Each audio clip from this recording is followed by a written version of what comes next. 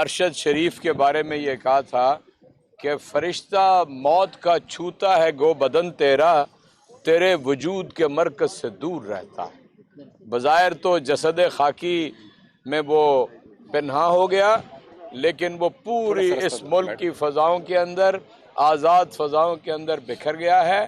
اس کا پیغام ہر گھر تک، ہر دل تک، ہر مقام تک پہنچ گیا ہے۔ اور میں یہ سمجھتا ہوں ہم سیاسی کارکن ہوں یا آپ صحافی ہوں، اس کی جو مشن ہے اس کو جاری رکھنے کا آج عہد کرنے کا دن ہے۔ اور میں تو ذاتی طور پہ بھی بڑی قربت تھی اس کے ساتھ، اور بہت سخت تکلیف سے گزر رہے ہیں، لیکن اللہ کے وعدے کے اوپر پورا یقین ہے کہ وہ کبھی مظلوم کی آہ کو جو عرش معلیٰ تک جاتی ہے رائے گاہ نہیں جانے دے گا۔